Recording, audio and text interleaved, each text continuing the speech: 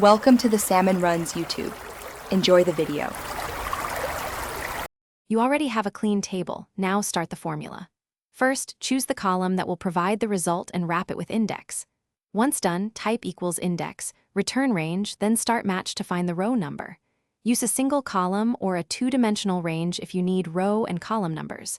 Make sure your lookup values match types, text versus numbers, because match is strict. Stop here with the cursor inside match. You're ready to build the lookup argument. Now build match, use match, lookup value, lookup range, 0, to return the row index for an exact match.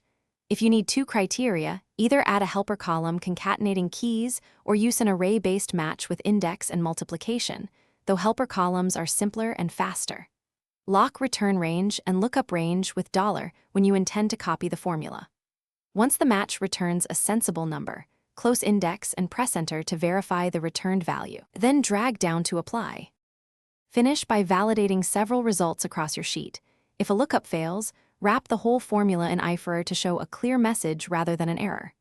Make sure to use trim on both lookup and table values when stray spaces cause mismatches, and verify number formats so numeric text isn't blocking matches. If you see hash and /a, check that match used 0 for exact match and that ranges are locked correctly. Finally, save a copy before bulk changes to avoid accidental data loss. Thanks for watching.